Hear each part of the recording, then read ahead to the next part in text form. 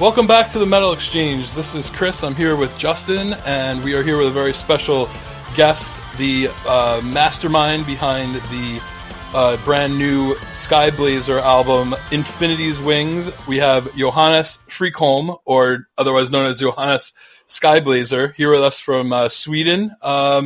Johannes, welcome. We haven't had an interview in a while, so it's exciting to have somebody on to talk to us. Welcome to the Metal Exchange.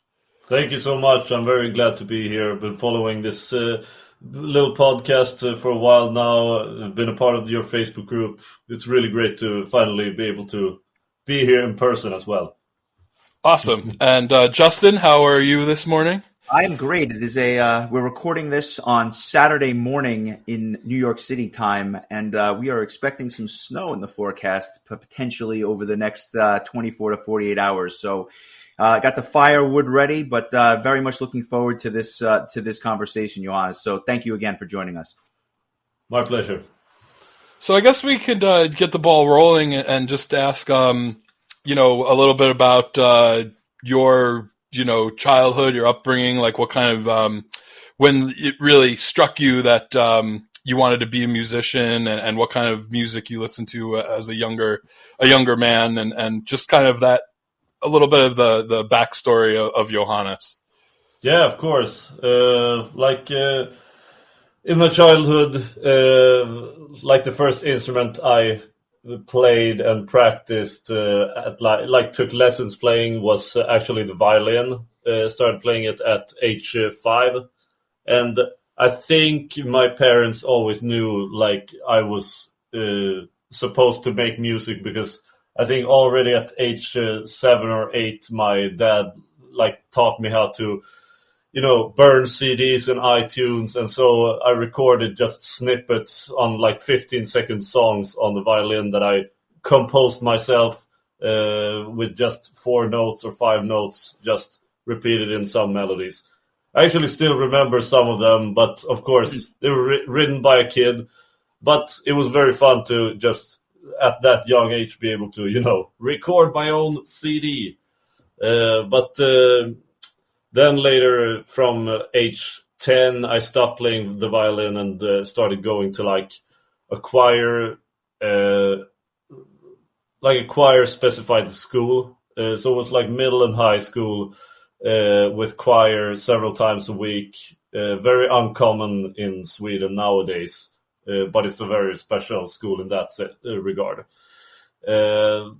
Musically, I didn't really listen to a lot of different music, but I remember very fondly, thought about this the other day, that when I was a kid, my big brother listened to a lot of rock and heavy metal music.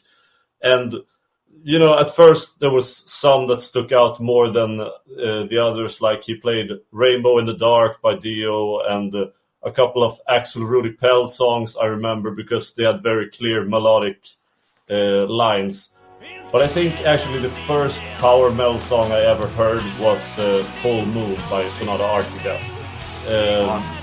And even when we were kids, up between 7 and 10, I remember very clearly us going in the car and listening to that song on CD, and it was always very, very catchy and stuck with me. Did your parents have a musical background, or did they just kind of see something special in you that they helped, foster your love of music? They themselves didn't really have a musical background, but both my grandfather on my dad's side and grandfather on my mother's side were both musicians, worked as musicians for a long, long time. One of them played jazz on the boats to America and back, and the other one was accordion player, played a lot of Swedish folk songs on accordion. So they were both musicians, and I think from there it is sort of translated. They used to say that every second generation was musicians or something like that. So it was your turn. Yeah, exactly. My sister, we're 4 siblings in the family, and me and my older sister are both musicians. So it's like half of us are musicians at this point. Okay. What does she do? What does she play? She mostly she's a singer-songwriter in like indie pop genre, you could say. Like, but it's very hard to like call it an exact genre. It's basically like singer-songwriter, sings and records her own songs, and has released a couple of albums now. That's very cool. Going back to some of like the early influences, I know you mentioned Axel Rudy Pell and obviously the early Sonata Artica stuff. Was it the catchy melodies that drove you to that, as opposed to maybe some of the other stuff that your brother had played for you, and really just like the I guess really the catchiness of it that was kind of driving you towards that style of power metal? Yeah, definitely. Like, yeah, I mean, when you're a kid, you obviously always gravitate towards catchy melodies and stuff like that. No matter what kind of kid you are, like that's the kind of music you listen to. And I remember very clearly.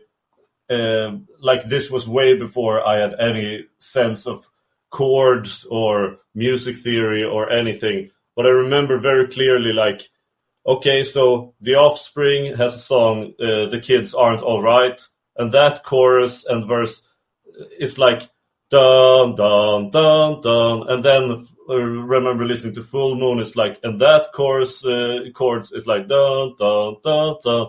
And nowadays, it's like I can finally make sense of why did I love both those songs. It's because they have a very clear and catchy chord pattern that's nowadays is like the most common chord pattern in any kind of music. That might have been the first time anyone ever compared Offspring to Sonata Artica and made it make musical sense.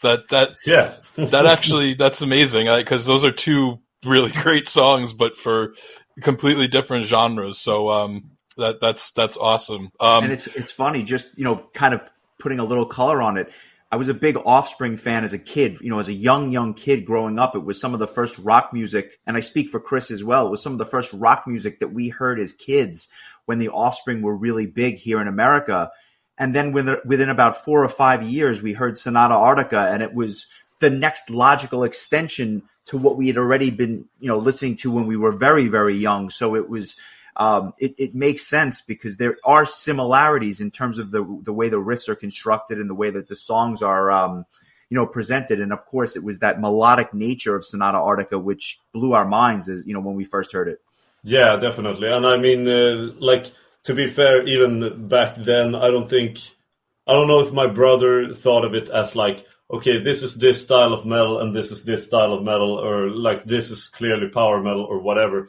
Because I know he listened to like a lot of Lost Horizon and a couple of other bands in the genre back then that I had no didn't have any recollection of nowadays.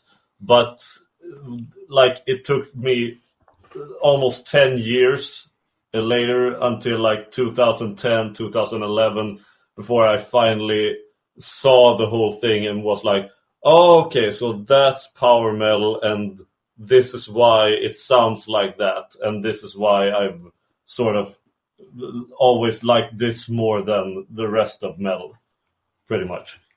What else besides Sonata Artica would you say really grabbed you at a younger age and kind of pushed you in the direction of how your songwriting would eventually turn out as the songwriter for Skyblazer?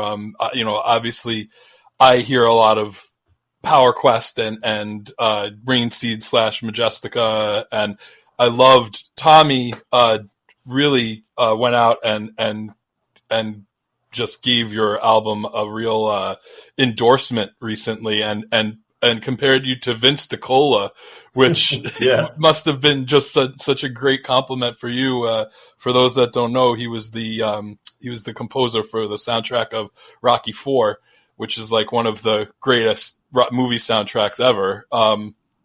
So going from like Full Moon by Sonata Artica to where we are now, like what other bands kind of just led the way for you and really just kind of grabbed you and sucked you into that kind of sound? Yeah, I mean, I think like looking back, I think there was one very clear point. Like in 2006, 2007, a certain video game was released, the third in a very famous musical series of video games called Guitar Hero. And like honestly, between like up until 2007, I didn't really, as I said, didn't really listen to any music. Wasn't very conscious about what kind of genres they were and what kind of artists there was. Like in middle school, I pretty much only listened to what was popular and nothing else, pretty much. But then after Guitar Hero 3, I was really grabbed by just how many different sounds there were. And nice, you got that as well, of course. It was an influence on me as well. I don't have the musical chops that you do, but if you give me the plastic guitar, I think I can hold my own even to this day. But what was it about that game that really inspired you? Well, first of all, I think just being able to practice music like that rhythmic, like just practice rhythms and practice like hearing the songs and practice like listening in pulse and everything else. Like I think that game almost taught me more about pop music theory than school did, because at that point I was so much in school. It was pretty much only classical choir and occasionally some kind of modern vocal arrangement, but mostly it was just classical choir stuff. And through Guitar Hero, it was pretty much like, okay, here are so many different rock subgenres, and since that game was like almost exclusively hard rock and heavy metal compared to the other games. And so when you finish the game and you get that end credit song and it's Through the Fire and Flames by Dragon Force, by that point, it was just like, okay, that song and like the final battle against the devil, that song as well. Like I think those two was just in my headphones for several weeks on repeat, because it was some of the best stuff I've ever heard. And so a couple of years later, it was like, okay, now I can finally dig into the rest of Dragon Force. And by that point, it was like 2009, 2010. And then I was completely sold. Was there something about that game that made you want to pick up a real guitar and learn how to play? And did that almost kind of like open up this whole world of the idea of being a musician, a rock musician? Because I have very fond memories. That was the first Guitar Hero game that I ever bought. I pre-ordered it, I remember, and it came in the big box with the guitar. I think it was like Slash's guitar. I think it was like a what do you call it? A replica of Slash's guitar, and I had it for Xbox 360, and I just remember loving that. And then, like you said, you get to the end and you're in the credits, and then all of a sudden they're like, "Here you go, play Through the Fire and Flames," and I was just like, "Holy crap! I can't believe this is happening right now." That they put a metal song into this, like a real power metal song, not just any metal song, but a power metal song into this Guitar Hero game. But the difference being I didn't go and learn how to play any real instruments and make an album like you did. So clearly that struck a chord with you, no pun intended. Yeah, definitely. I mean, like Guitar Hero 3 definitely opened my ears to a lot of different music. And then it just kept on going. There were several more Guitar Hero games that I bought, obviously, because I loved that one so much. But I think it actually was Rock Band that set me on a course to being like, okay, now I sort of understand what the different instruments are doing. Because in Guitar Hero 3 and Rock Band, we play the guitar. It's pretty much like, okay, hit the different notes, and they play a lot of different sounding stuff. But then when I started playing, like, okay, let's try the bass part or let's try the drum part, it's like, okay, now I'm starting to see what they're all doing differently. Like when I started to play the bass drum, it was like, okay, so the bass is just playing this note over and over again, and then it switches to this, and then it switches to this. Then I started listening to it, and I was like, oh, okay, I see what they're doing. And so you I see sort the of relationship between the Yeah. different instruments is. So it was sort of like I learned bass without learning bass, pretty much. Learned what it was doing. And then the same thing with the drums, because then I think with the drums in Rock Band and Guitar Hero, it's actually really important and really valuable because you're actually learning the kinetics of hitting something with a drumstick. You're learning rhythm in a complete, like the... what do you call it? Yeah, the kinetics and just being able to move both hands at the same time, and you're learning rhythm in a completely new way.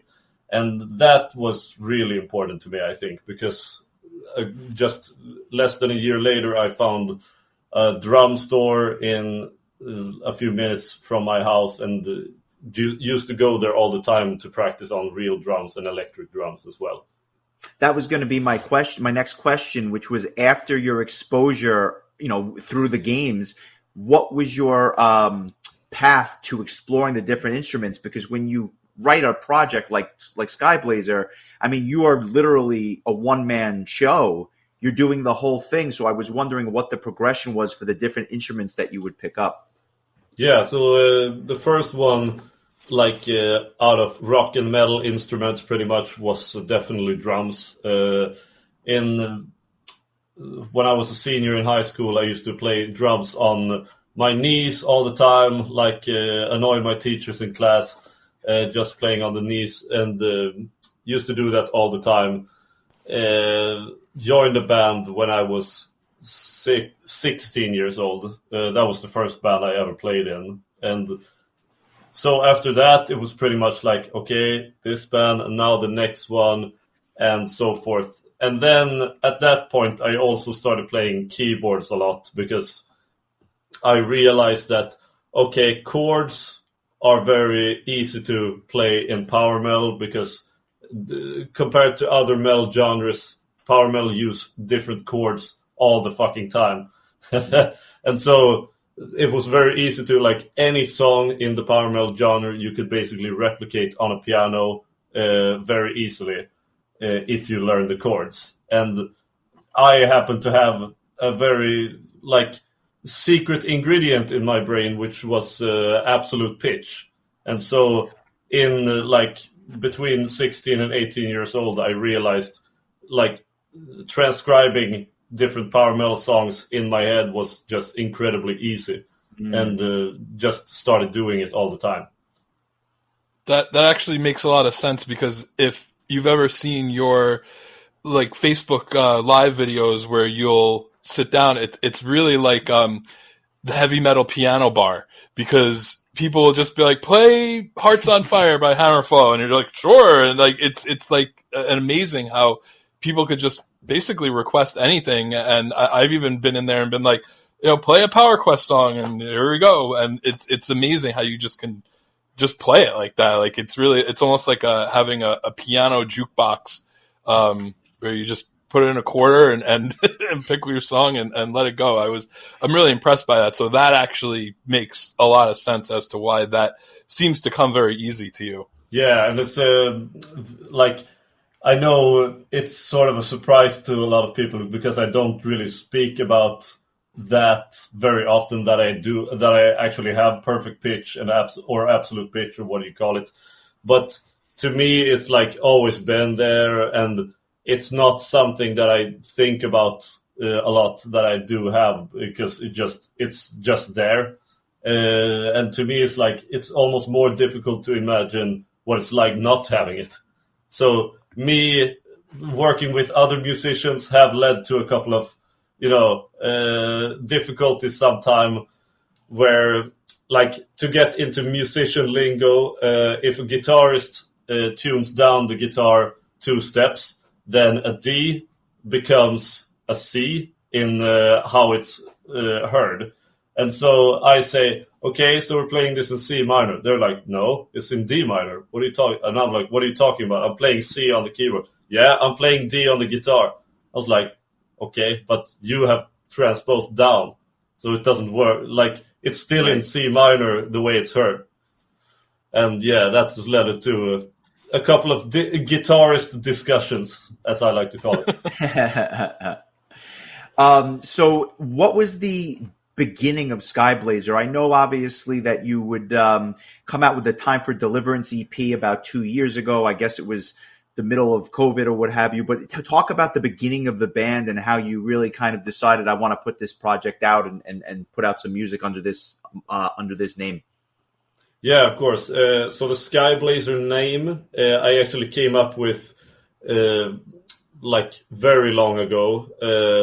I think it was in 2012 that I like constructed like a conceptual cover art in Photoshop with like a Skyblazer very cheap logo with just text and basic effects on, and was like, this is gonna be my new power metal album, and it's gonna have this track list with these song titles and stuff. Nice. And the funny thing is that's still how I work nowadays when trying to come up with new ideas. Just write down random song titles and then be like, okay, can I make something of this?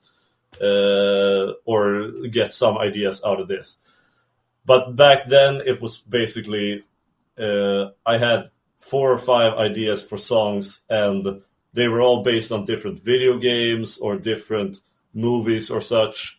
And the lyrics were obviously very juvenile because I was 18 and 19 when I wrote them.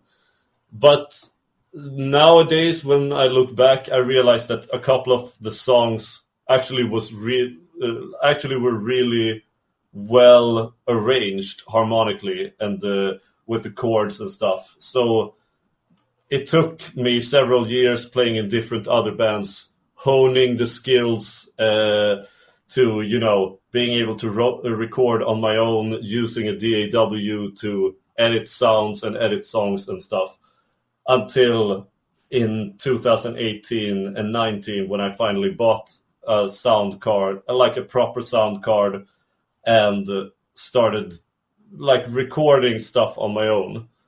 And at that point, it was like 2 years before Time for Deliverance was released, and I had a whole other plan to release the album first, and it was this track list, and I had prepared everything, the drum tracks, the keyboard tracks. I was just supposed to record the guitars, and it just couldn't be done. I tried to record the guitars, and I just couldn't get the takes correct. Tried to edit it, didn't matter, and like at the same time, I couldn't get the production to fit my expectations and wishes, and so just put it on hold again, pretty much. And then in 2021, I had started working a lot with Cedric Forsberg from Blaze & Stone, who also like is self-producing, self-produces almost everything he's in, and most other bands he has been a part of, he has produced and mixed that as well. Like he's a member of my other band, Palantir, and he mixed and mastered both of those albums as well. And so he decided, and we decided that he can mix and master the EP, Time for Deliverance, and give me tips on recording, and he guided me a lot through the recording process and what levels should I set the guitar to, what kind of plugins should I use to make it more like easier when it's supposed to come to mixing. And so the skills that he taught me really helped me a lot and made it so much easier when it was time to record the full album. It's interesting because as talented as many musicians are at playing, you know, whatever it is that they play, once you get into the mixing and the mastering process, it's a completely different skill set that not everybody has or takes the time to learn. And that's why you have people that just deal with that side of things. So to be able to not only record, but then produce the entire thing yourself has to be very gratifying and satisfying to you, because it's almost like you're doing it on both sides. The songwriting process, the recording, and then obviously putting the package together for the fans at the end. Yeah, and like that to me, because as we said earlier, like obviously Tommy Johansson is one of my biggest inspirations in writing and recording my own power metal songs.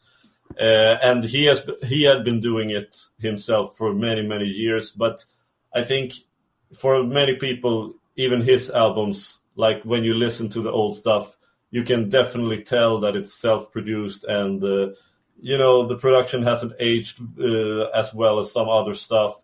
But with Cedric, I could really tell, like, okay, I think this guy really knows his stuff, really knows just how to get a very good mix out of very little energy and very little time.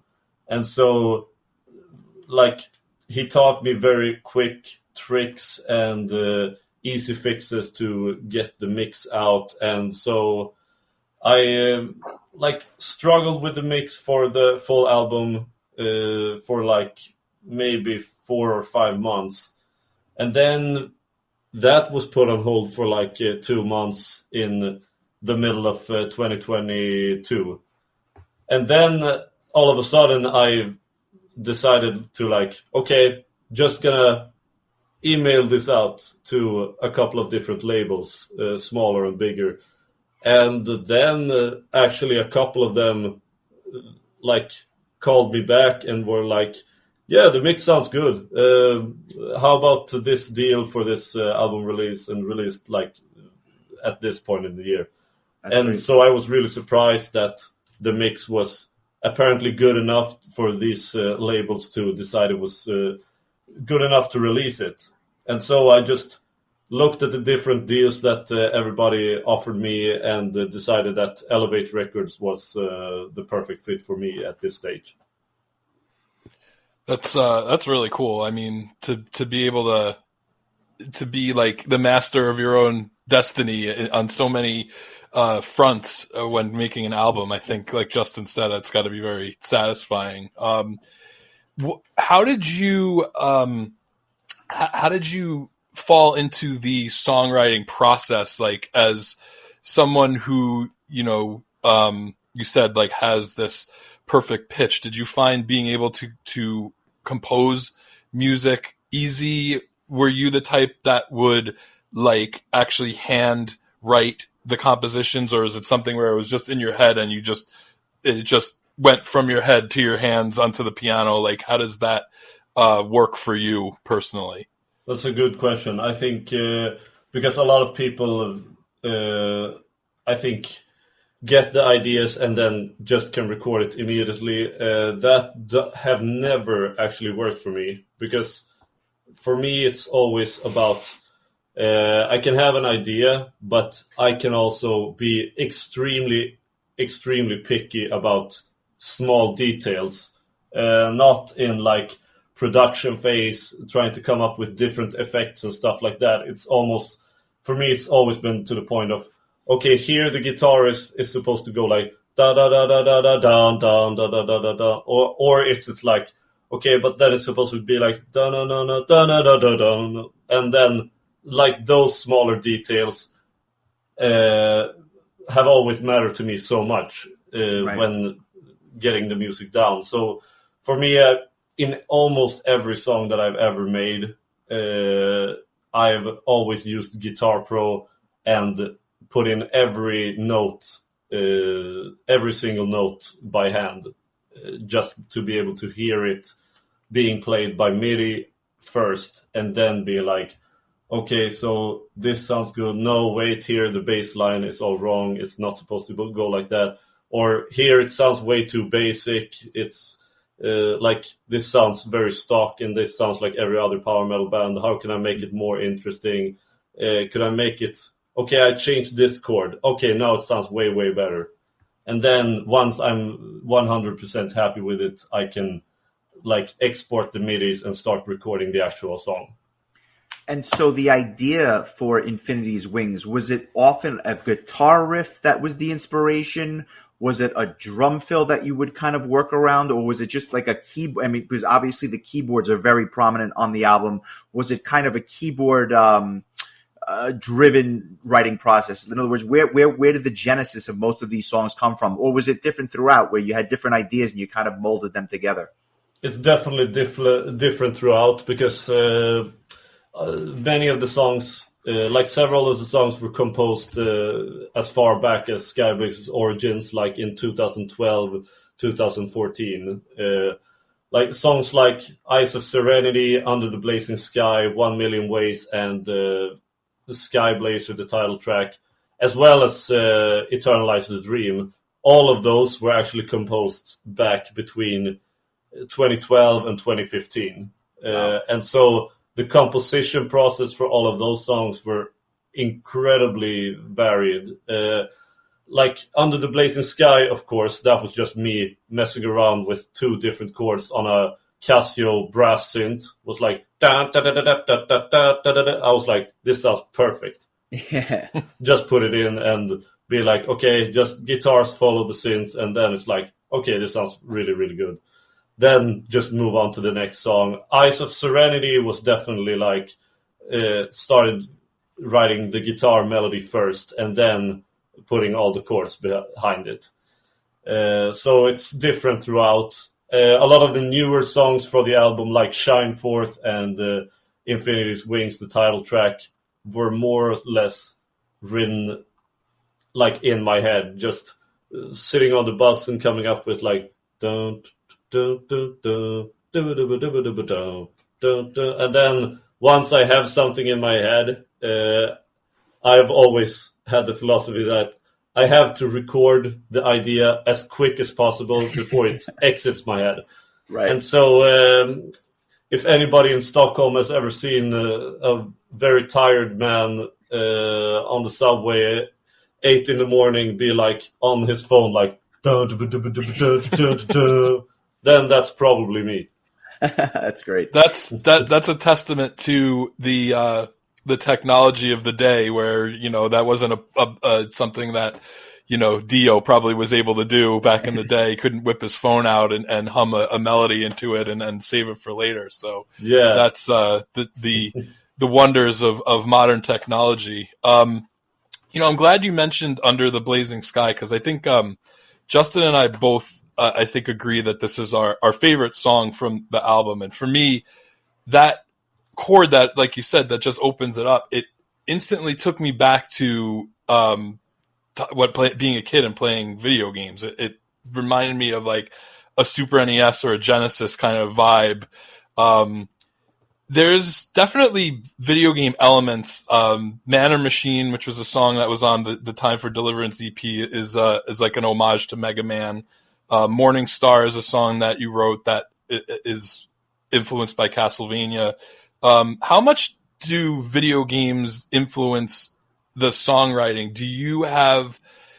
Is it more about the themes, or is it actual like game composers that have influenced you, like a Nobuo Uematsu or I think forgetting her name, but she was the composer for Castlevania Symphony of the Night, Michiru Yamane, I believe. Were those soundtracks an influence for you, or were you more just kind of like, I like video games and I'm going to write songs about video games, but not actually like use the musical themes from it? Yeah, that's a good question, because I think a lot of people write albums like with concepts about different video games or movies and not necessarily get musically influenced by them. And that has actually always been a pet peeve of mine.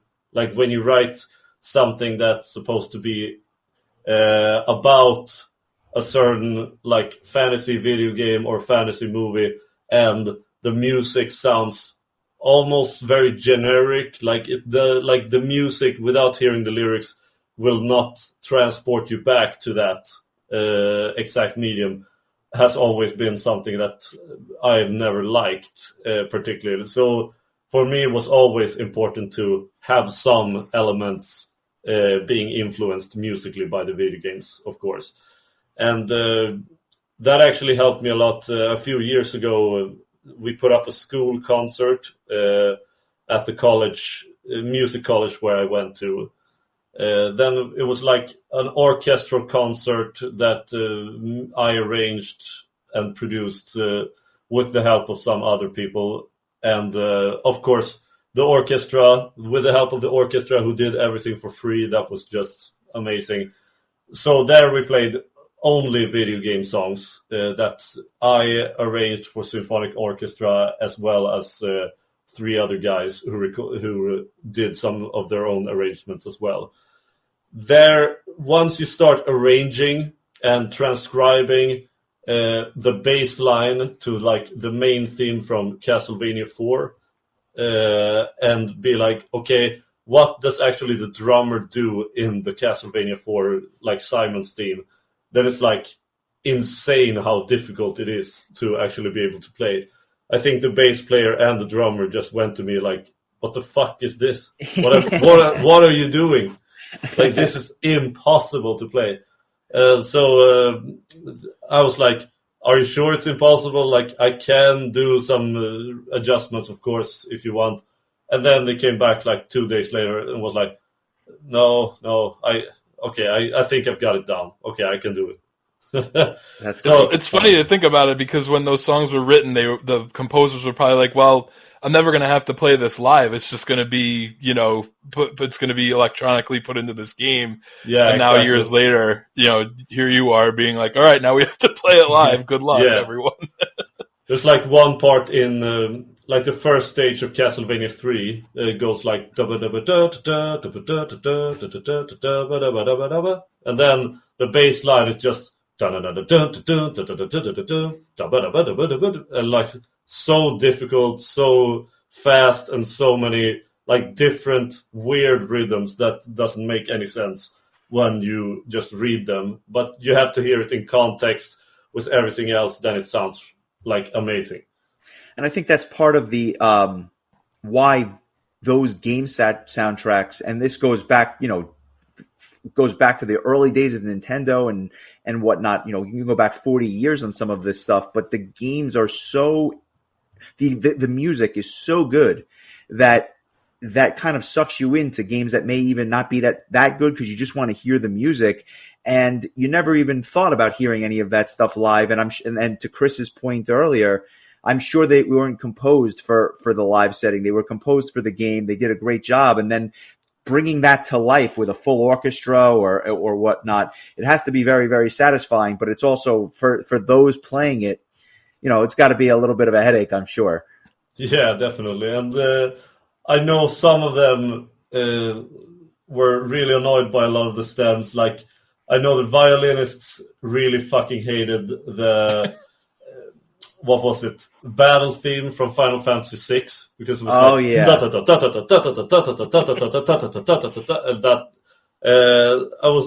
when the other guy arranged that for violins, I was like, this is gonna be tough. And as somebody that grew up on the violin, even you had an appreciation for why that was going to be particularly difficult. Yeah, I've never played anything that fast on violin when I was a kid. I'd be remiss if I didn't ask, what were some of the other songs that you composed for that concert? Because me and Justin are both big video game guys, so especially the music side of it. So I'm just curious what other songs that you guys did. Yeah, of course. Like, we started out with like an overture I composed for the whole concert, very last minute, but it was really fun. Then we headed straight into like Castlevania medley, just the main themes from like the first first 4 games, as well as Symphony of the Night. Then we had to like my 2 favorites to arranged, which was a Metroid medley and a Chrono Trigger medley as well. Then we played like a Zelda medley that someone else arranged. 2 Final Fantasy medleys that the other guys arranged as well. And then we ended off with a Metal Gear Solid medley, Super Mario medley, and like the final thing we did was just Tetris, with like starting very slow and then building up the tempo until it was just crazy fast. Like, wow. Like to represent the influences it came from like Russian folk songs, and like being gradually faster and faster and faster and faster. Was this recorded, and where can I buy it? It was definitely recorded even on multicam footage, and it's available for free on YouTube. Oh, awesome! I'll have to check that out. I can tell you the name of the concert is Songs from Our Save Files. But when you search for it on YouTube, you have to correct the spelling, because it wants to be like songs from our save files, but save files is one word, so you have to correct that. I just pulled it up, so I'm definitely saving this for later, because this is super cool. Get kind of connecting what you were just saying about the difficulty of playing certain parts. On this album, Infinity's Wings, there's several guest guitar soloists, including Jeff Taft, who is actually a friend of the podcast. Were these parts that you didn't feel you could perform as a guitarist, that were just too complicated, or did you just want to have some people kind of add their kind of flair to the album, or was it really just, I want to have somebody who's a really good solo guitarist fill in these spots that maybe you, I don't know, I'm not assuming that you're not a great guitar player. I don't know one way or the other. I'm just curious if there was a reason, because according to Metal Archives, there's at least 4 different guitar solos done by a number of different people. Yeah, definitely. And I think it's both, because for one thing, I am definitely not a solo guitarist. I consider myself the rhythmiest of rhythm guitarists. So obviously the solos had to be done by someone else. And even on the EP, I think I had even more guest guitarists than on Infinity's Wings. I'm not sure. Maybe it was the same amount. But on Infinity's Wings, I mainly had 2 guys who did the majority of the guitar solos. Jack Stanley from United Kingdom plays in bands like Vulpelkula and Virtan Rice. And then also Fredrik Eriksson from Palantir did 3 solos and some leads as well. The rest of them were actually portioned out, but it was mainly an excuse for me to work with different people I'd met online over the years, and was like, okay, but I would like you to record a solo for me. Are you interested in this? I think this song would fit you perfectly. And they would be like, yes, of course. And so it was actually not very difficult to get all the guest guitar parts, because I've been blessed with so many friends, online friends over the years, that are so nice and so eager to perform this kind of music. Well, that's great. The album has now been out. It'll be 2 months on Monday, if I'm not mistaken, that this will be out. And it's been getting rave reviews, not only from Tommy that we mentioned earlier, but just across the board. And I was curious, as someone that writes and composes and ultimately records and then produces this, do you take a look at the reviews that are out there? Because, again, that you've been getting rave reviews, or do you kind of just do your own thing and ignore what the metal press might be saying? Because I read a lot of the reviews, and some of the stuff is just like, I'm blown away by the words that people are saying about this album. Yeah, I mean, obviously, I think anybody who says they're never what do you call it? They're influenced by, exactly. Anybody that says they're never affected by reading any review is, I think, lying, because it's almost impossible to not get affected by what someone writes about you online. And in that way, I think it's a double-edged sword, because I think it can be very good, but also sort of dangerous to fall into the fact that if I only read all of the positive reviews, I just get very comfortable in that, okay, there's no problem with this. Just make the same stuff next album, and all is good.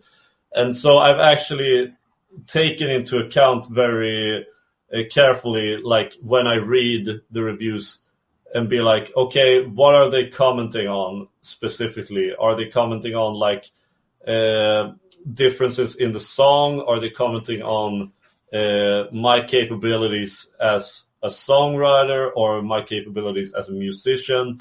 And be like, okay, so what can I actually, and what am I actually willing to adjust or like try to better for the next album? And what can I actually be like, okay, it doesn't know what it's talking about. Not going to care about that.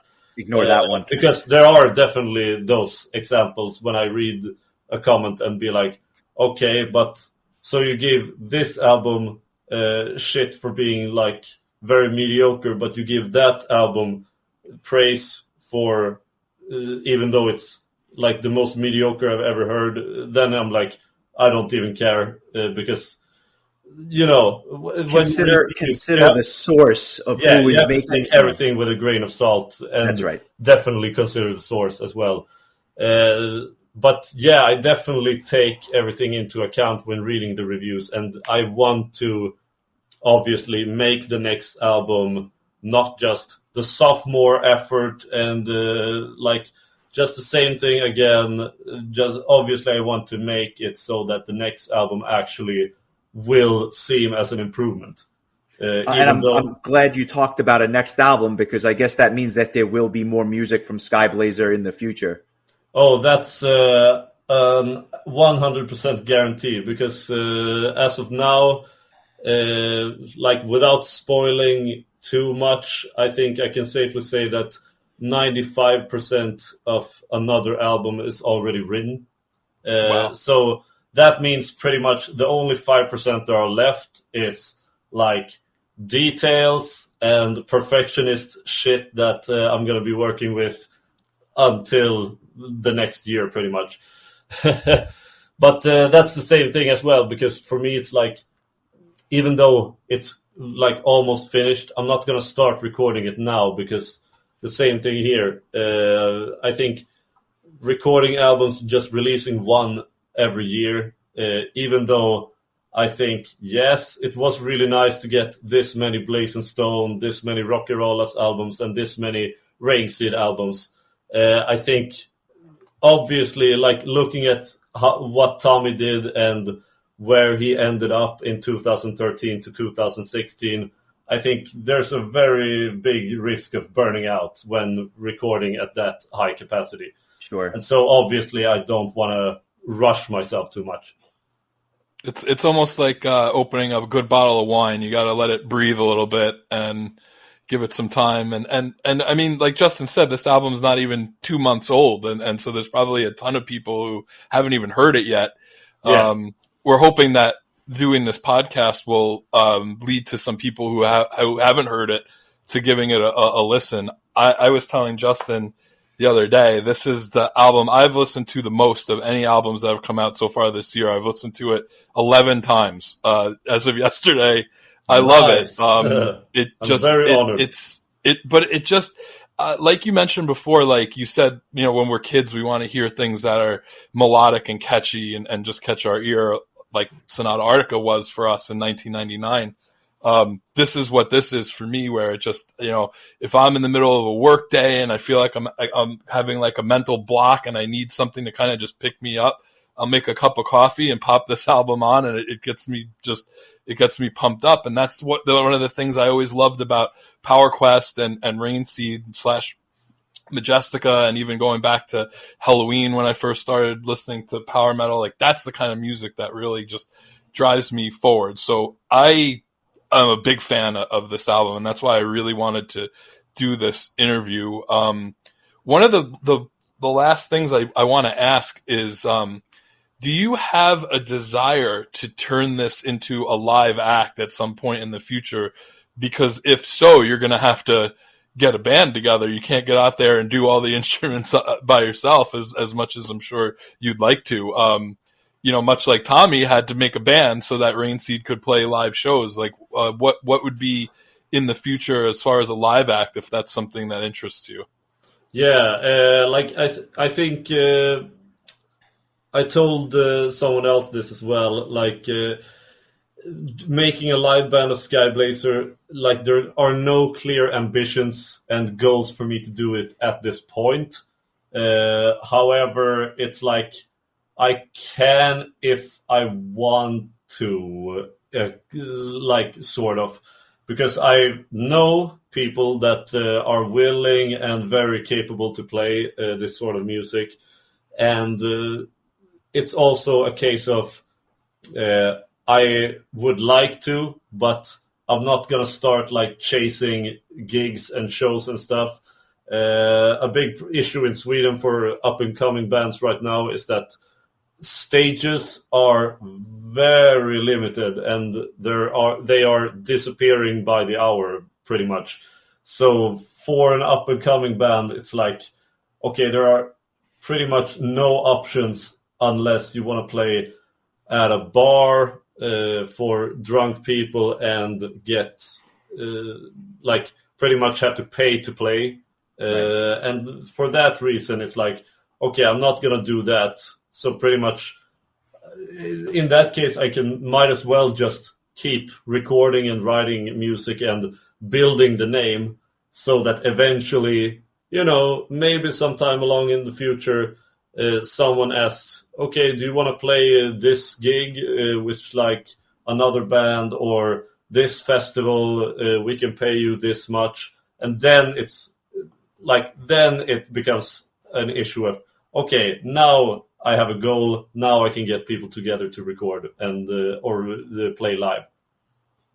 That's perfect. I want to leave with one final thing, unless Justin has another question. My question is, now that the album's been out for 2 months, talk about some of the things that you love the most about this album, and talk about if there was anything that, now that it's out there, that maybe you were disappointed about, or maybe there was something that you thought could have turned out better.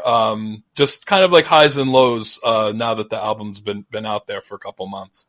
Yeah, definitely. So like what I am definitely most like, I wouldn't even say disappointed, because as I said before, from my point of view, it was like, okay, the like 3 different record companies considered this good enough to release, so I'm gonna do it as well. So I wasn't really disappointed with it, but definitely stuff that I want to improve for the next album, 100%, are stuff like, I think the vocal production is slightly weak compared to a lot of other albums, because that was like the most difficult to mix into the songs and make it feel organic compared to everything else. And also, I think, like, obviously the mixing overall, I think, isn't as good as a lot of other metal albums being released at this point, because this is definitely the first time I've ever mixed and mastered like my own songs at all at this level. And so, for the first time, I'm not disappointed at all. For this being my first time mixing and mastering an album, I'm very happy that it turned out as well as it did, and that record companies were glad and excited to being able to release it. Like, highs is like almost too much to count, but I think for me, like, a couple of high points were like getting David Henriksson from Insania to guest voice the stick in Eternalize the Dream. That whole song has been one of my proudest achievements since I wrote it almost 10 years ago.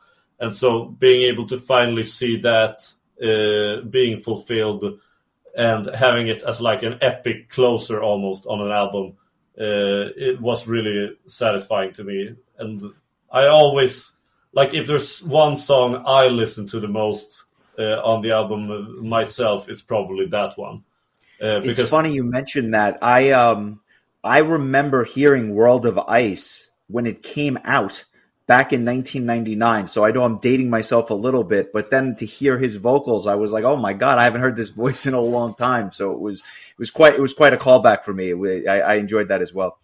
Yeah, and so also being able to work with Vide Bjerde again, the vocalist from Vandor, that was another high point.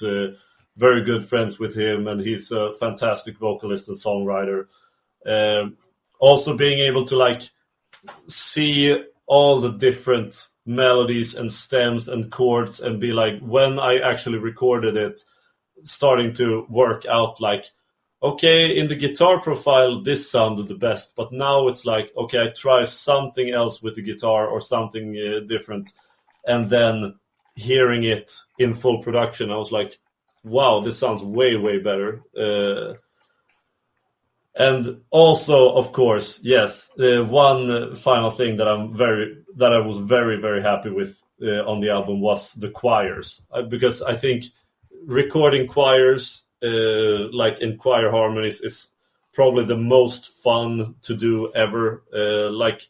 I have a friend and now temporary bandmate, David Åkesson, and we always talk about choir recordings and how much fun it is to arrange different harmonies and recording a lot of different takes and making them seem like an epic battle choir. That's just really fun to do. That's great. I'll speak for Chris and myself. We really appreciate the time. I'll just ask one more question, and that is, whether it be your other bands or other future projects, can you talk just a little bit about what the future holds for you in addition to Skyblazer? Yeah, of course. One of the things I'm mostly looking forward to right now, the next month, where I'm going on tour with Symphonity. We're going on a European tour. We're supporting Rhapsody of Fire. That's going to be incredible. Really looking forward to that. As well as currently recording some upcoming songs with Palantir as well.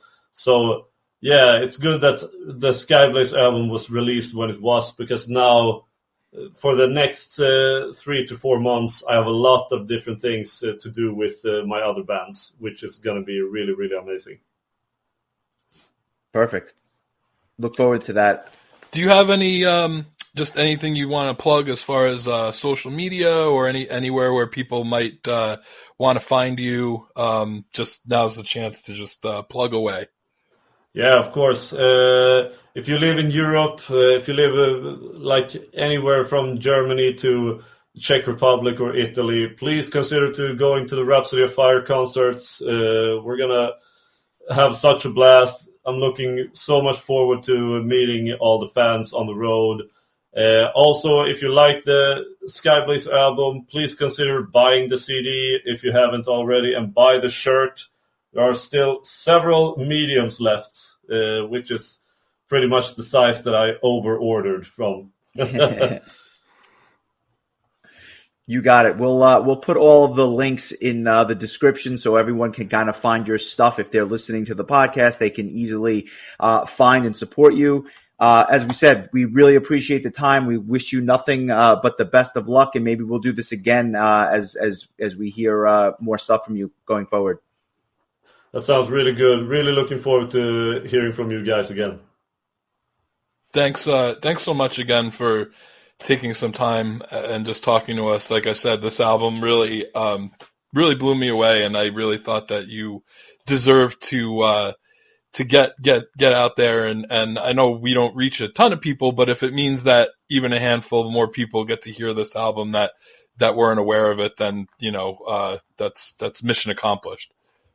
Yeah, exactly. And it was my pleasure. It was always fun to hang out with like-minded power metal fans, of course. Absolutely. All right. Have a great day. Cheers. Yep. Thanks again. And we'll continue to apprise our audience of what's going on in the world of Johannes going forward. Thanks a lot, and have a great day. Awesome. Thank you guys so much. Have a great day.